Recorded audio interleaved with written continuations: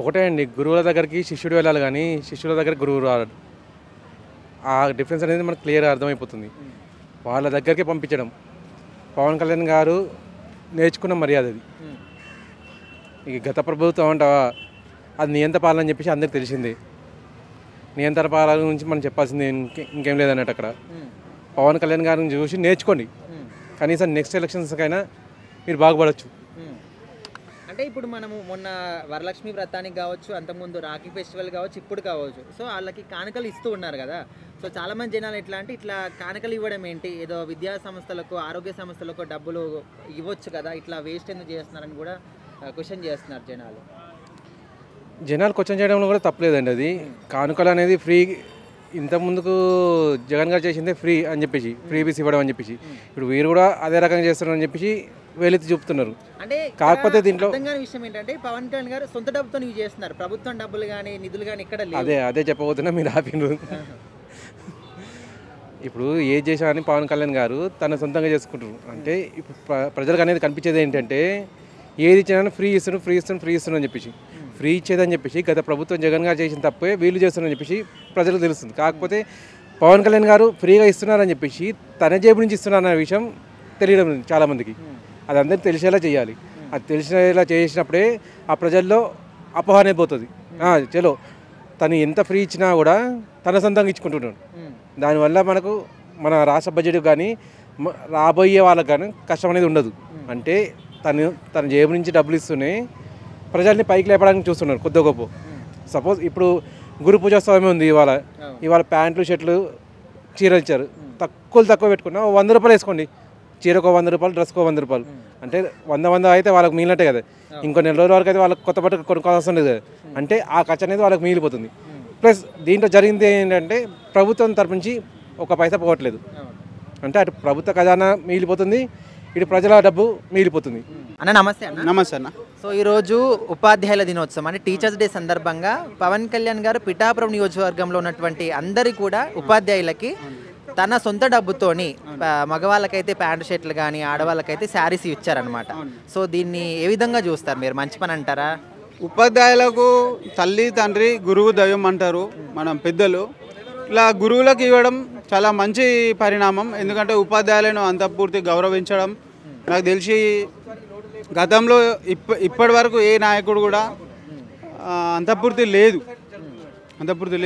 ఇలా ఉపాధ్యాయుల కోసం ఇవ్వడం, ఉపాధ్యాయుల కోసం ఇంకా మన ఇప్పుడు ఆంధ్రప్రదేశ్లో ఉన్న ఉపాధ్యాయులందరూ కూడా ఏదైనా వాళ్ళు సంక్షేమ పథకాలు కానీ ఏదైనా ఇంకా చూసుకోవాలి, ఇంక్రిమెంట్లు కానీ.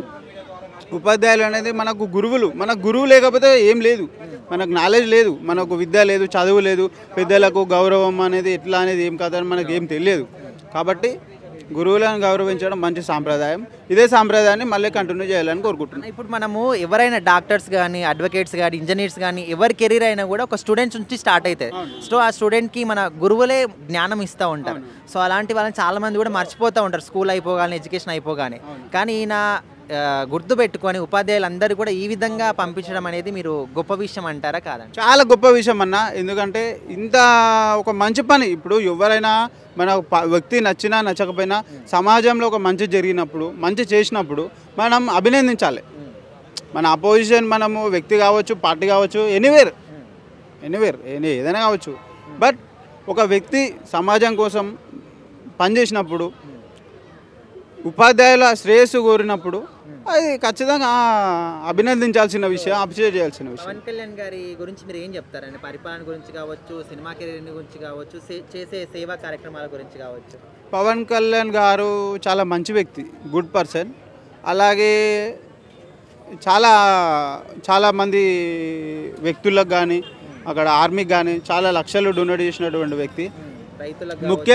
ముఖ్యంగా కౌలు రైతులకు, మామూలుగా భూమి పట్టుకున్న వాళ్ళకే ఇస్తారు మనం సమాజంలో.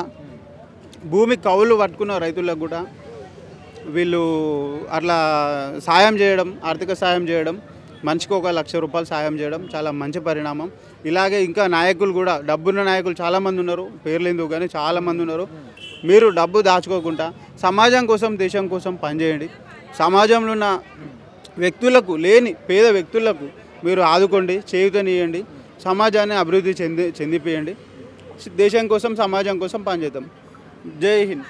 ఇది చాలా అభినందించాల్సిన విషయం. పవన్ కళ్యాణ్ గారు ఉపాధ్యాయులకి ఇలా అండగా ఉండడం, వాళ్ళకి సేవలు అందించడం అనేది అందరూ ఆదర్శంగా తీసుకొని ఇలాగే అందరూ డిప్యూటీ సీఎం గారి బాటలో నడుచుకోవాలని మనస్ఫూర్తిగా ఆనందంగా ఉంది. అన్న ఇప్పుడు గొప్ప విషయం. మన దేశవ్యాప్తంగా కూడా ఒక డిప్యూటీ సీఎం అంటే మన ఇంతవరకు కూడా మొన్నటి వరకు జస్ట్ డిప్యూటీ సీఎం ఉంటారని తెలుసు, బట్ డిప్యూటీ సీఎం కూడా ఇంత వాల్యూ ఇస్తారా, ఇన్ని పనులు చేస్తారని చెప్పేసి పవన్ కళ్యాణ్ గారు వచ్చిన తర్వాత తెలిసింది. సో ఆయన ఇదే విధంగా ఇంకా 4 సంవత్సరాలు కూడా పరిపాలన చేస్తారనుకోవచ్చా? తప్పకుండా అనుకోవచ్చు. ఎందుకంటే మంచిని ఎప్పుడు అందరూ ప్రోత్సహిస్తారు, మంచికి అండగా నిలవాలని అందరూ అనుకుంటారు. అది ఇలాగే కొనసాగితే అందరూ ఖచ్చితంగా ఆదరణలు ఉంటే పవన్ కళ్యాణ్ గారికి ఖచ్చితంగా ఉంటాయి. ఎందుకంటే ప్రతి ఒక్కరూ మంచినే ఎంకరేజ్ చేస్తారు కదా. అది ఫ్యూచర్లో సీఎం అయ్యే అవకాశాలు ఎక్కువగా కనిపిస్తున్నాయి పవన్ కళ్యాణ్ గారికి అని చాలా మంది నమ్ముతున్నారు ఏపీ ప్రజలు. సో నిజంగా ఆయనకు అర్హత ఉందంటారా పవన్ కళ్యాణ్ గారికి? ఖచ్చితంగా ఉందనుకోవచ్చు. ఎందుకంటే వాళ్ళు మొదటి నుంచి సినిమా ఇండస్ట్రీ నుంచి వచ్చిన వాళ్ళు, సినిమా ఇండస్ట్రీ అంటే వాళ్ళే ఖచ్చితంగా రావాలి పాలిటిక్స్లో కూడా. ఎందుకంటే వాళ్ళ కష్టాలు కానీ అన్నీ వాళ్ళకి అవగాహనలో ఉంటాయి. అలాంటి వాళ్ళే అందరికి అందుబాటులో ఉంటారు కాబట్టి. కానీ సీఎం అయ్యే అవకాశం ఉన్నా కూడా లోకేష్ గారిని వదిలిపెట్టి పవన్ కళ్యాణ్ గారికి ఎందుకు ఇస్తారు అవకాశం అని చెప్పేసి చాలా మంది ఒక డౌట్ అన్నమాట. సో దానికి ఏం చెప్తారు?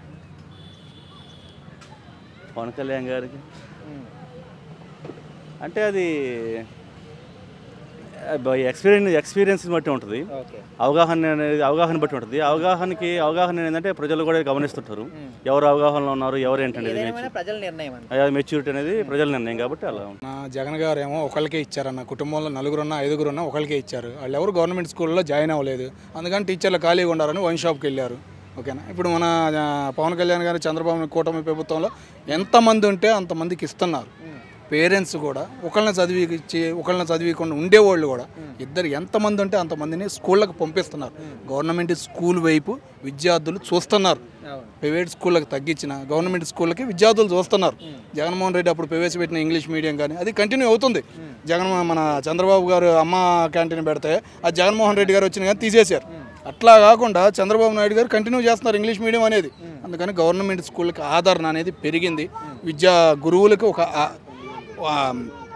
వచ్చింది, వాళ్ళకి గౌరవం అనేది వాళ్ళకి వచ్చింది ఈరోజు. ఇప్పుడు పవన్ కళ్యాణ్ గారి యొక్క దీనికనే కాదు, వరలక్ష్మి వ్రతాలకు కానీ అంతకుముందు రాఖీ పండుగ కానీ చీరలు పంపుతూ ఉన్నారు వాళ్ళకి. సో ఈ విధంగా చిన్న ఎందుకు ఇవ్వడము, ఏదో విద్యా సంస్థలకు కానీ అదే డబ్బు, లేకపోతే ఆరోగ్య సంస్థలకు కానీ ఇవ్వచ్చు అని చెప్పేసి చాలా మంది క్వశ్చన్ చేస్తున్నారు. ఆయన మంత్రి పదవిలో ఉన్నాయి కానీ ఏదైనా ఆయన పథకం ఏదైనా ప్రవేశపెట్టాలంటే ముఖ్యమంత్రి గారు పర్మిషన్ తీసుకోవాలి, అంతా క్యాబినెట్ పర్మిషన్ తీసుకోవాలి. ఏది చేయాలన్నా కొద్దిగా టైం పట్టింది, 1 సంవత్సరం 6 నెలలే అయ్యింది. ఈయన ఏంటంటే ఓనుకు చేస్తున్నాడు. ఈయనకు వచ్చే ₹1 పావలా జనానికి పెడుతున్నాడు. ఎందుకు పోగొట్టుకోవడం అని చెప్పి పిఠాపురానికి ఆయన చేతిలో చేయదగిలినాయి. మన కరెంటు వాళ్ళందరికీ అవి కిట్లు పంచారు. ఇప్పుడు టీచర్లకి గౌరవం ఇచ్చాడు. ఒక గవర్నమెంట్ టీచర్కి గౌరవం ఇవ్వడం పోయింది, చాలా నాళ్ళు అవుతుంది పోయి. ఆ గౌరవం మళ్ళీ ఉంది అనేది జనానికి కనపడే ఒక ఫీలింగ్ కలిగింది ఈరోజు. అంటే ఓన్లీ ఇదే తరహాలో పవన్ కళ్యాణ్ గారు ఇంకా మిగతా 4 సంవత్సరాలు కూడా పరిపాలన సజావుగా సాగిస్తారనుకోవచ్చా? ఆయన ఓనుగు చేస్తాడు, కేంద్రం సపోర్ట్ తీసుకుంటాడు, ఇటు రాష్ట్రాన్ని నడుపుతాడు, మన ముఖ్యమంత్రి గారికి సలహా ఇస్తాడు. పథకాలు వాళ్ళు ఇచ్చిన సూపర్ 6 అమలు చేస్తున్నారు. ఇంకా కంపెనీలు రావటం కానీ కేంద్రం మీద ఒత్తిడి చేయడం కానీ అన్నీ స్టార్ట్ చేస్తారు. ఇప్పుడు ప్రెజెంట్ ఏంటంటే చంద్రబాబు నాయుడు గారు ఒక్కరే ఢిల్లీ వెళ్తున్నారు. పవన్ కళ్యాణ్ గారు కూడా వెళ్ళే రోజులు ఉన్నాయి. ఆయన కూడా కేంద్రంతో మాట్లాడే విషయాలు ఉంటాయి. మనకి ఇంకా అభివృద్ధి అనేది కనపడిద్దని ఆశ ఒక ఆంధ్రుడిగా కలుగుతుంది. పవన్ కళ్యాణ్ గారు కూడా టీచర్లకు బట్టలు ఇవ్వడం చాలా మంచి విషయం. కానీ వాళ్ళకు కూడా జీతాలు ఇస్తారు, లక్షల రూపాయల జీతాలు అయినాయి. వాళ్ళకన్నా పేదవాళ్ళకు కూడా బట్టలు ఇస్తే చాలా మంచిగా ఉంటుండే. ఎందుకంటే ఇలా గవర్నమెంట్ స్కూల్లో తీసుకుంటే వాళ్ళు జీతాల కోసం పనిచేస్తారు ఎంప్లాయీలు తప్ప పిల్లల చదువుల కోసం కానీ పేదవాడి కోసం మాత్రము పేదవాడికి మంచి చదువు చెప్పాలి, వానికి మంచి ఎడ్యుకేషన్ ఇవ్వాలి, భవిష్యత్తులో వాడు ఒక ఉన్నతమైన స్థానంలో ఉండాలనే విషయం చెప్తలేరు. ఎప్పుడు చూస్తే 5 గంటలకు టైం అయిందా లేదా అని చెప్పి చూస్తారు తప్ప ఇలా పిల్లలకు మాత్రం చదువు చెప్తలేరు. ఏదేమైనప్పటికీ కూడా గవర్నమెంట్ ఇలాంటిది కాకుండా కంపల్సరీ చదువు మరి ఏ విధంగా చెప్తారని ఎంఈలను మానిటర్ చేసుకుంటా ఎవ్రీ వీక్ ప్రతి స్కూల్ను సందర్శించుకుంటా మరి పిల్లగాడు ఏ విధంగా చదువుతుండు, ఏ విధంగా ఇంగ్లీష్ మాట్లాడుతుండు అనేది కాన్సెప్ట్ తీసుకొని ఆ విధంగా తీసుకుంటే మంచిగా ఉంటుంది. ఎందుకంటే వాళ్ళకు గవర్నమెంట్ ఎంప్లాయీలకు గవర్నమెంట్ స్కీములు మంచిగా ఇస్తుంది, అదేవిధంగా జీతాలు కూడా పెంచారు, మంచిగా అన్ని విధాలు ఉన్నాయి కాబట్టి వాళ్ళకి ఇవ్వాల్సిన అవసరం లేదు. అదేవిధంగా పిఠాపురంకు పంపిండి కాబట్టి ఆయన ఇలాంటిది పేద పిల్లల కోసము బట్టలు కానీ పుస్తకాలు కానీ ఇస్తే కూడా బాగుంటుండే. పవన్ కళ్యాణ్ గారు చేసేది ఏంటంటే ఆయన చేసే పని ఆయన చదువుకున్నప్పుడు వాళ్ళ గురువులకి ఆయన సర్వీస్ చేయలేకపోయానని చెప్పేసి ఇప్పుడు ఆయన పదవికి వచ్చిన తర్వాత ఆ సర్వీస్ని ఇలా చేసుకుంటే ఆయన పుణ్యం కలుగుతుందని చెప్పేసి చేస్తున్నాడమ్మ. దాన్ని మనం వక్రీకరించి పొలిటికల్లీ దాని ప్రకారం మాట్లాడడం చాలా తప్పు. అపోజిషన్ పని ఏంటంటే మంచికైనా చెడుకి ముందు ఉంటారు. మంచిది ఎప్పుడు అప్రిషియేట్ చేయరు, చెడు దాన్ని మాత్రం ఎలివేటెడ్ చేసి చేస్తారు. దాన్ని మనం ఏం మాట్లాడలేము. సరే, ఇప్పుడు పవన్ కళ్యాణ్ గారు పిఠాపురం నియోజకవర్గంలో ఏ పండుగ వచ్చినా కూడా మొన్న రాఖీ పండుగ కావచ్చు, వరలక్ష్మి వ్రతాన్ని కావచ్చు, ఇప్పుడు కావచ్చు, అంటే వాళ్ళకి ఏదో ఒక రకంగా కానుకలు ఇస్తూ ఉన్నారు. సో జనాలందరూ ఎట్లా అంటే అసలు ఈ కానుకలు ఏంది ఇవ్వడము, వాళ్ళకి ఏదన్నా పథకాలు ఇవన్నీ కూడా మీరు దృష్టి పెట్టాలి కదా, అసలు ఇలాంటి మీద ఎందుకు దృష్టి పెడుతున్నారు అనే విధంగా అంటున్నారు. సో దానికి ఏం చెప్తారు? పవన్ కళ్యాణ్ గారు ఎప్పటి నుంచి పోటీ చేస్తున్నారమ్మా? ఇప్పుడు ఈ టర్మ్లో ఆయన గెలిచాడు. ఆయన ప్రజలకి ఆయన సర్వీస్ చేసుకోవాలని చెప్పేసి అనుకుంటున్నాడు. ఆయన ఆనందానికైనా దుఃఖానికైనా ఎవరితోటి పంచుకోవాలి, ఆయన నియోజకవర్గంతో పంచుకోవాలి కాబట్టి పంచుకుంటున్నాడు. దాన్ని ఎందుకు వక్రీకరిస్తారు?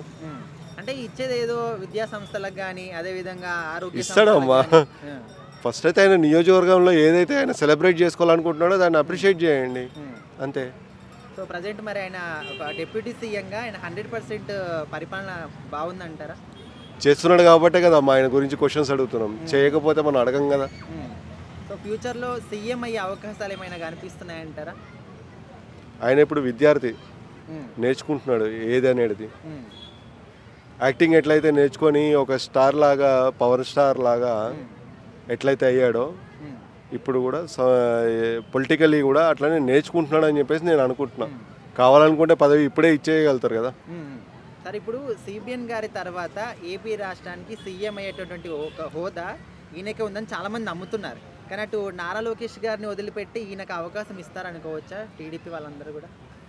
ఇవ్వచ్చు, ఇవ్వకపోవడానికి రీజన్స్ ఏం లేవు కదా. ఈవెన్ లోకేష్ కూడా ఎన్నోసార్లు అన్నాడు కదా, పనిచేసే వాళ్ళకే మేము చేయూతను ఇస్తాం కానీ లాగం అని చెప్పేసి అన్నాడు కదా.